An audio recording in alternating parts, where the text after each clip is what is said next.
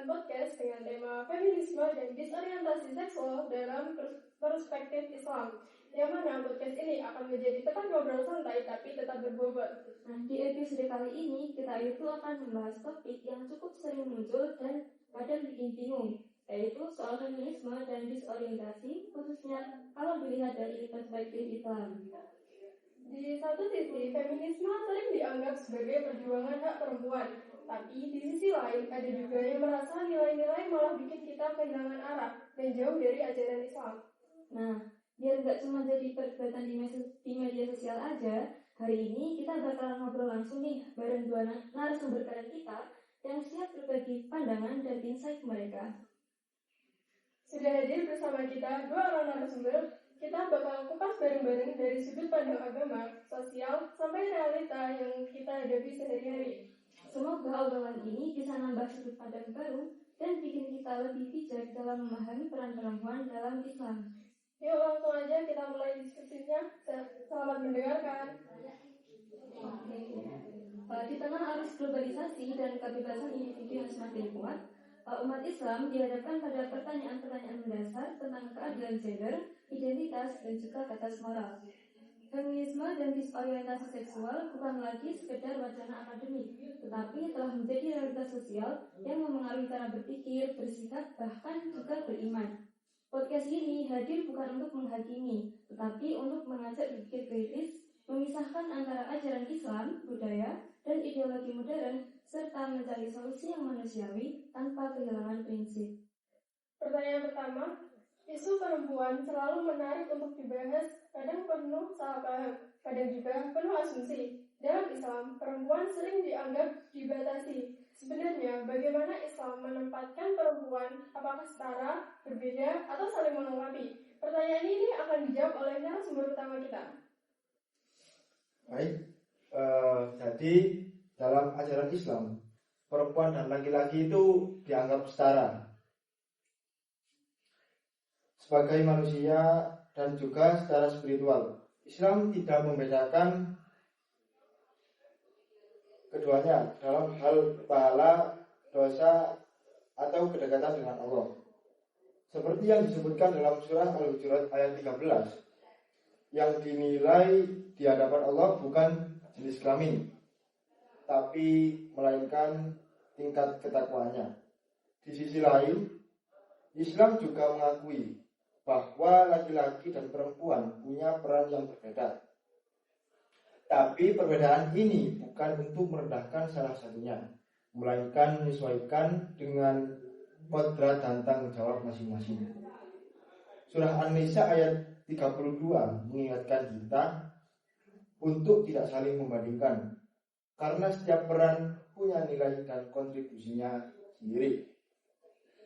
Islam juga melihat hubungan laki-laki dan perempuan sebagai hubungan yang saling melengkapi, bukan malah saling bersaing.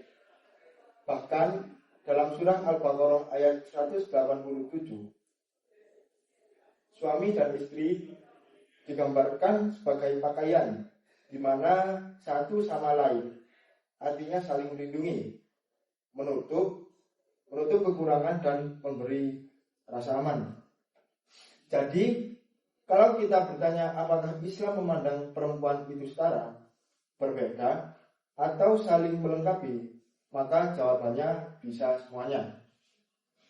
Setara dalam martabat dan spiritual, berbeda dalam beberapa peran, dan saling melengkapi dalam kehidupan. Dan ketika perempuan diperlakukan tidak adil atas nama agama, seringkali masalahnya bukan pada ajaran Islam, tapi pada cara kita memahaminya. Oke, baik. Lanjut ke pertanyaan kedua ya. Istilah feminisme Islam sering terdengar kontradiktif. Di satu sisi, Islam itu sudah sejak awal memuliakan perempuan, tetapi di sisi lain, feminisme itu hadir sebagai gerakan kritik terhadap ketidakadilan. Lalu pertanyaannya, apakah feminisme Islam itu benar-benar lahir dari nilai-nilai Islam atau justru hasil perjumpaan Islam dengan tuntutan zaman yang modern? Baik, ini sedikit jawaban dari saya, kalau dengar istilah feminisme Islam, banyak orang yang langsung bingung atau bahkan curiga. Padahal intinya sederhana. Ini adalah usaha untuk melihat kembali ajaran Islam soal perempuan, terutama di bagian-bagian yang selama ini dianggap tidak adil. Banyak yang berpendapat bahwa masalahnya bukan di Islamnya, tapi di cara kita menafsirkan dan mempraktikannya, yang kadang masih dipengaruhi budaya patriarki. Tapi di sisi lain, feminisme Islam juga nggak lepas dari kritik. Soalnya beberapa gagasannya memang terpengaruh feminisme Barat. Nah, di sini penting untuk kritis, jangan sampai semangat perjuangan hak perempuan malah diamurkan nilai-nilai dasar dalam Islam. Islam sendiri sebenarnya sudah jelas soal keadilan. Perempuan dan laki-laki itu setara, mentah-mentah, tapi juga nggak perlu langsung ditolak.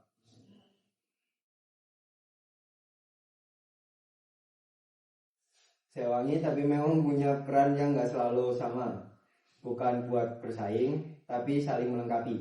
Jadi feminisme Islam bisa dilihat sebagai ruang diskusi, bukan sesuatu yang baru ditelan mentah-mentah, tapi nggak juga perlu langsung ditolak selama tujuannya memperjuangkan keadilan tanpa meninggalkan nilai Islam. Pembahasan soal ini masih relevan dan penting. Oke, lanjut pertanyaan yang ketiga. Isu disorientasi seksual sering kali membuat ruang diskusi menjadi sempit. Ada yang langsung menolak tanpa mau mendengar, ada juga yang menuntut penerimaan penuh tanpa ruang kritis. Akibatnya, yang muncul bukan pemahaman, tetapi polarisasi. Padahal di balik isu ini ada manusia yang ada pergulatan batin dan ada nilai-nilai yang diyakini. Pertanyaannya, sebenarnya apa yang dimaksud dengan disorientasi seksual dan mengapa istilah ini sering disalahpahami? Jadi menurut sebagian pemahaman, disorientasi seksual secara sederhana bisa dipahami sebagai ketertarikan seksual yang tidak sejalan dengan fitrah hubungan laki-laki dan perempuan dalam Islam. Tapi yang sering keliru, perasaan langsung disamakan dengan perbuatan. Padahal dalam Islam, keduanya dibedakan. Perasaan atau kecenderungan tidak otomatis berdosa selama tidak diwujudkan dalam tindakan. Rasulullah SAW bersabda bahwa Allah memaafkan lintasan hati selama belum diucapkan atau dilakukan. Yang dilarang dalam Islam adalah perilakunya, bukan manusianya. Al-Quran mengingatkan melalui kisah kaum Nabi Lut dalam surah Al-A'raf ayat 80 sampai dengan 81.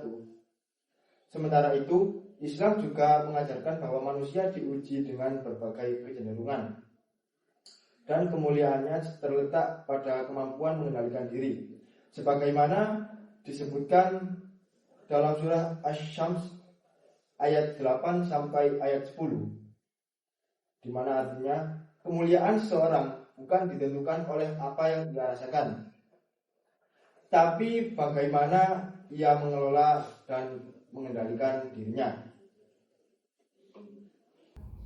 Baik, lanjut pertanyaan keempat. Di era media sosial, perdebatan soal feminisme dan disorientasi seksual sering kali berubah jadi saling perang. Ada yang merasa paling benar atas nama agama dan juga yang menurut kebebasan penuh atas nama hak individu. Akhirnya, ruang dialog justru tertutup. Menurut Islam, bagaimana seharusnya kita menyikapi perbedaan ini tanpa kehilangan prinsip, tapi juga tanpa kehilangan empati? Islam sebenarnya sudah memberikan kerangka yang cukup jelas dalam menyikapi perbedaan, terutama isu-isu sensitif seperti ini. Di suatu sisi, Islam menuntut keteguhan prinsip, artinya nilai-nilai dasar tentang keadilan, moral, dan hal-hal haram tidak bisa diubah hanya karena tekanan zaman atau opini publik. Tapi di sisi lain, Islam juga menekan adab, empati, dan kebijakan dalam menyampaikan kebenaran. Masalahnya, yang sering terjadi hari ini adalah kebenaran disampaikan tanpa kebijaksanaan, atau empati disampaikan tanpa prinsip. Padahal keduanya harus berjalan bersama. Al-Quran menyebut umat Islam sebagai umatan wasathan, umat yang berada di tengah, tidak berlebihan dan tidak pula mengabaikan nilai. Dalam konteks feminisme, misalnya, Islam menolak keadilan terhadap perempuan, tapi juga mengingatkan bahwa keadilan tidak selalu berarti keseragaman peran. Sementara dalam isu disorientasi seksual, Islam tegas pada batas perilaku, tetapi tetap memerintahkan kita untuk menjaga martabat manusia dan membuka pintu nasihat, bukan hujatan.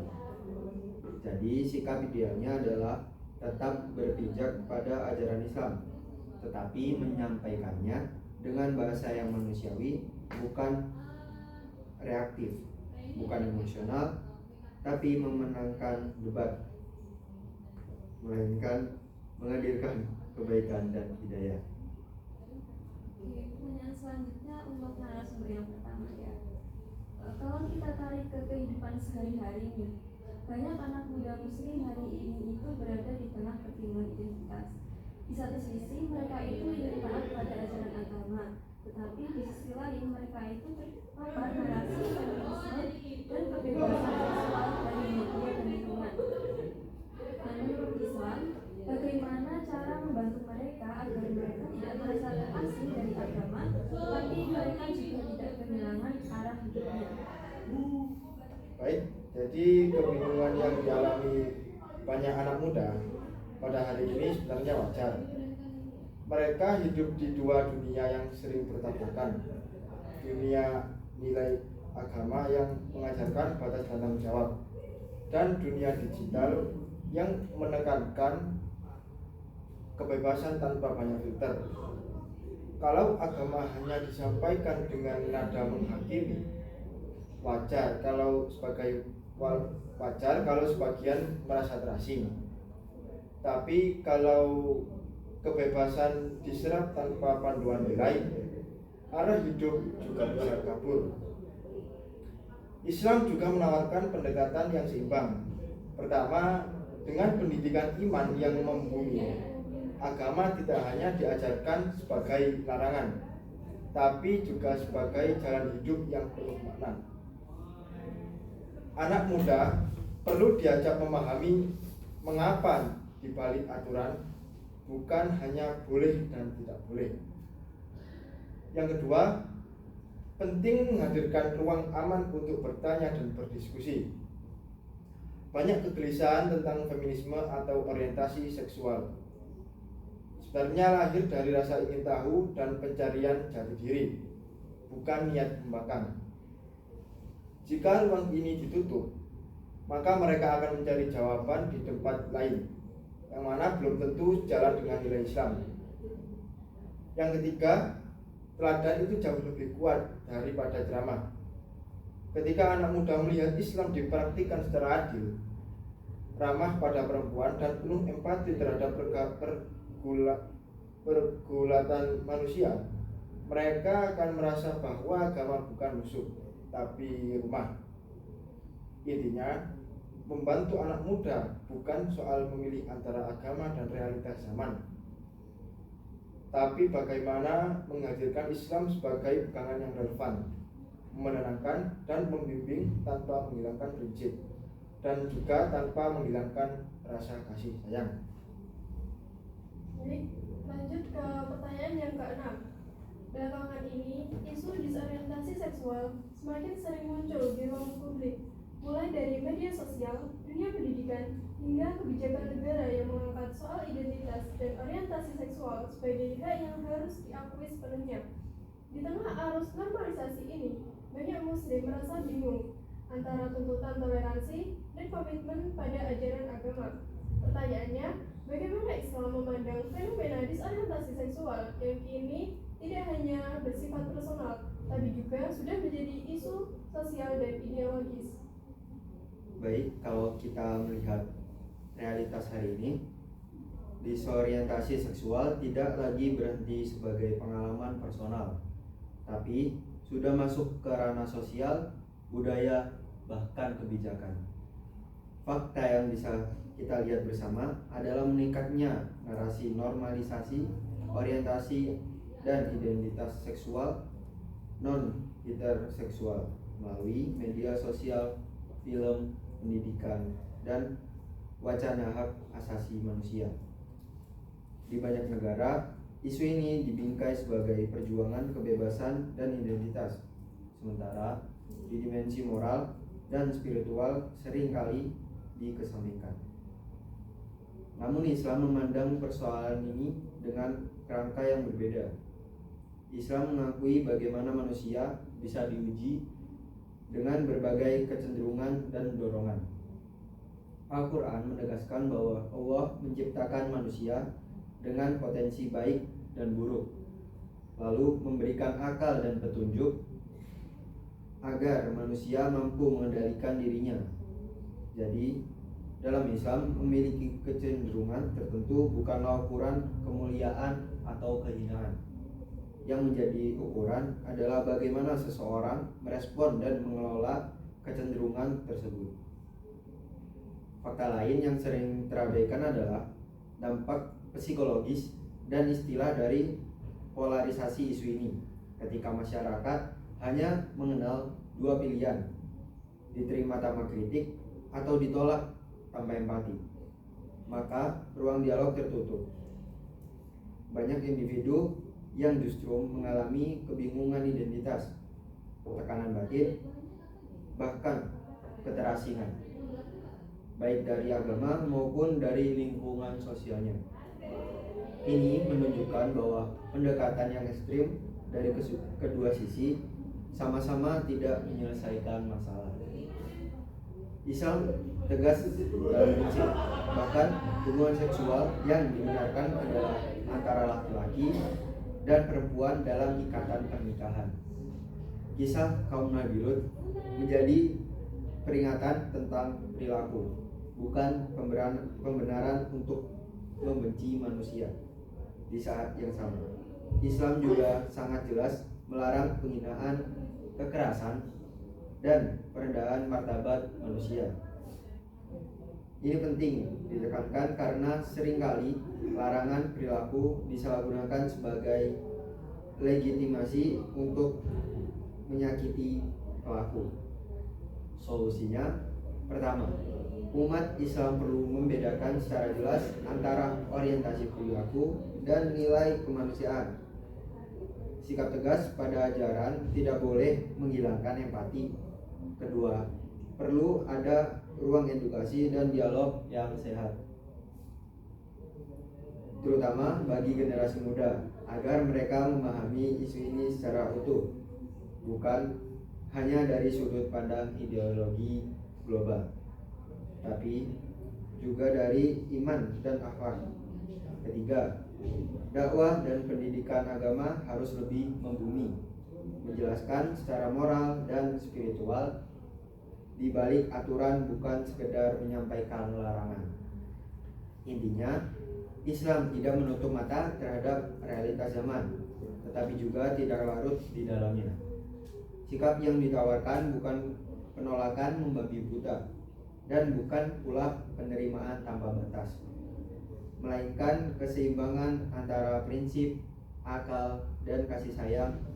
Dengan pendekatan ini, Islam tetap relevan sebagai pedoman hidup, bukan bukan hanya untuk menilai, tapi juga untuk menuntun manusia menuju kebaikan. Oke, pertanyaan selanjutnya. Di dalam perdebatan tentang feminisme dan disorientasi seksual, seringkali keluarga dan lembaga pendidikan menjadi pihak yang paling terdampak. Banyak orang tua dan pendidik itu bingung antara bersikap tegas atau takut dianggap tidak toleran. Dalam perspektif Islam, bagaimana peran keluarga dan pendidikan seharusnya dijalankan agar mampu melindungi generasi muda tanpa memutus ruang dialog dan kasih sayang?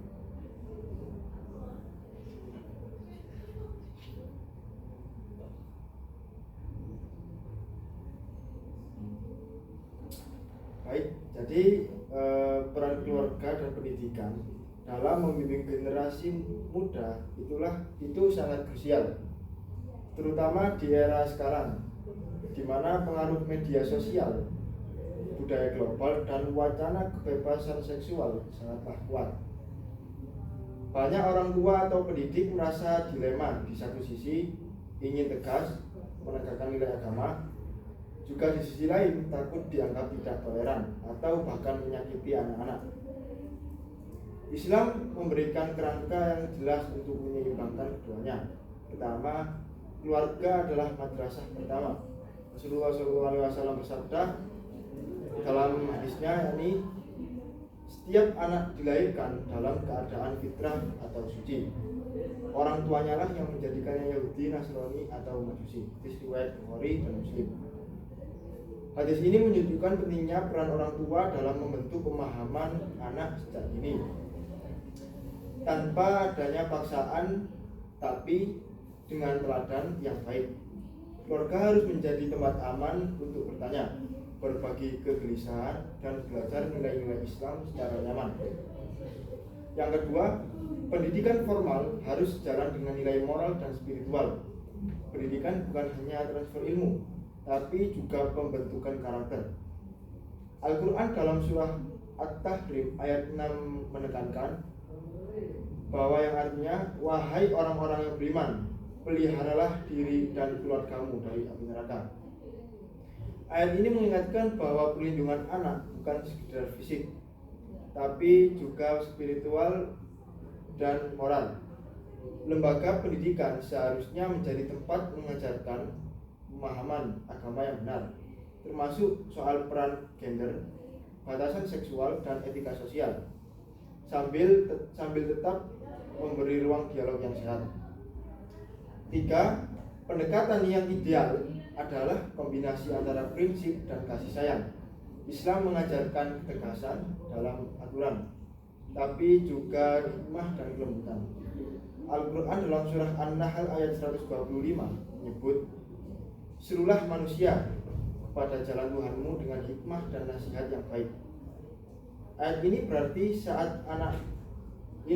saat anak atau siswa memiliki pertanyaan atau kecenderungan yang berbeda, bukan dengan hukuman atau cercaan, tapi dengan penjelasan yang jelas, teladan nyata, dan dialog terbuka.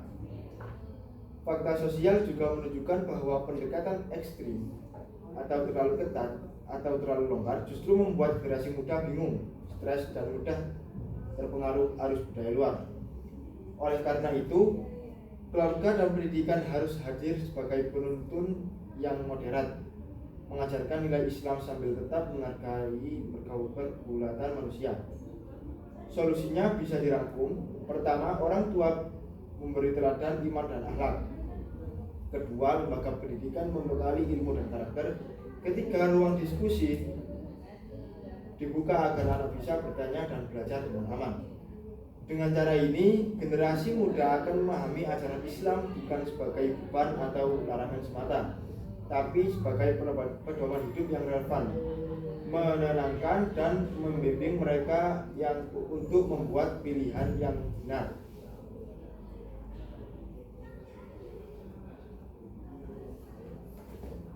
Oke, lanjut pertanyaan selanjutnya. Di era media sosial, banyak informasi dan opini tentang gender, feminisme, dan orientasi seksual mudah tersebar. Hal ini kadang membuat generasi muda bingung, bahkan menimbulkan tekanan psikologis. Menurut Islam, bagaimana seharusnya kita menyikapi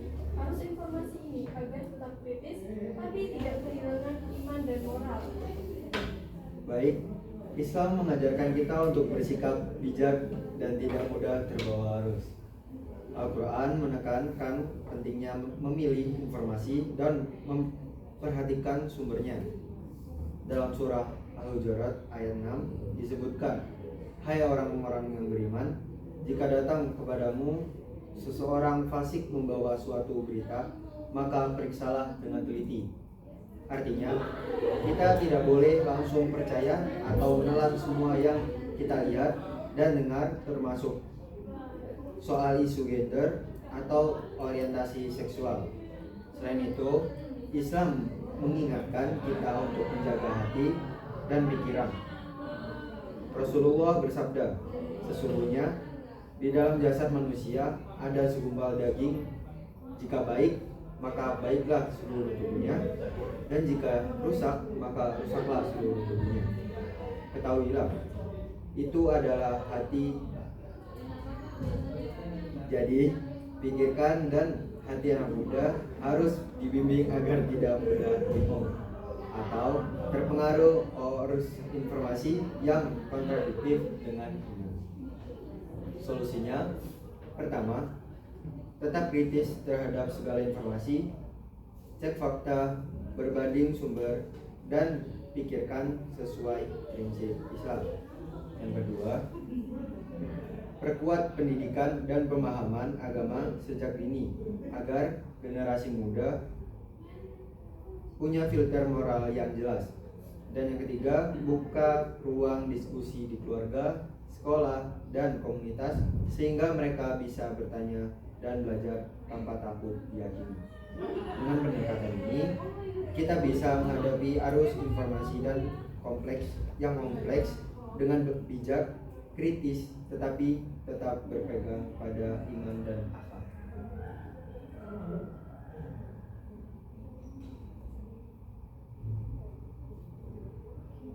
Oke, selanjutnya, banyak orang mengaitkan feminisme dan disorientasi seksual dengan pengaruh barat, sehingga sering muncul kesalahpahaman di kalangan umat Islam. Lalu pertanyaannya, bagaimana Islam itu menuntun kita untuk menyikapi pengaruh budaya luar tanpa kehilangan prinsip dan identitas sebagai seorang muslim?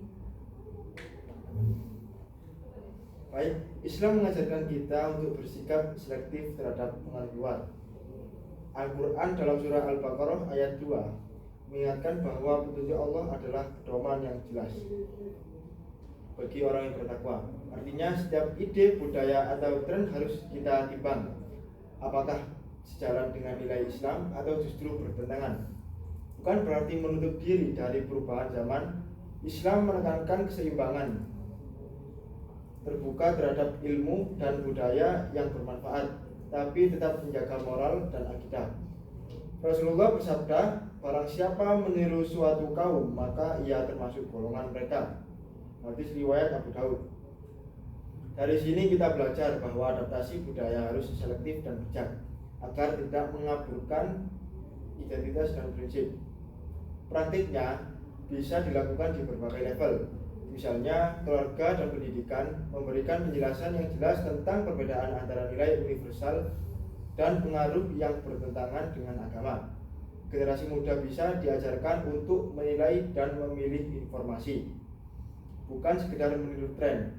Komunitas juga bisa jadi ruang diskusi yang sehat untuk menanyakan dan membahas fenomena budaya baru. Dengan pendekatan ini, Islam memberi kita pedoman agar tetap relevan di tengah arus globalisasi, tapi tidak kehilangan prinsip moral dan identitas sebagai muslim. Jadi, menyikapi pengaruh luar bukan berarti menolak, tapi menyeleksi dan menyesuaikan dengan nilai agama. Dari pembahasan ini kita itu bisa melihat bahwa Islam itu menempatkan perempuan dan laki-laki secara adil dan bermartabat, serta telah menilai kemanusiaan berbeda dalam beberapa peran dan saling melengkapi dalam kehidupan. Feminisme Islam itu dapat menjadi ruang refleksi kritis selama tidak melepaskan nilai dasar ajaran Islam. Sementara itu, dalam isu disorientasi seksual, Islam mengajarkan sikap yang tegas pada prinsip, namun tetap manusiawi dalam memandang pelaku. Intinya, Islam itu hadir bukan untuk menindas, tetapi untuk menuntut manusia agar hidup itu adil, bermakna, dan bertanggung jawab di hadapan Allah Subhanahu wa Ta'ala. Baik, usai sudah obrolan kita kali ini, semoga diskusi ini tidak berhenti sebagai wacana, tetapi menjadi bahan renungan bersama agar kita mampu menyikapi isu perempuan dan disorientasi seksual dengan ilmu, empati, dan kebijakan. Tanpa sikap menghakimi, namun tetap berpegang teguh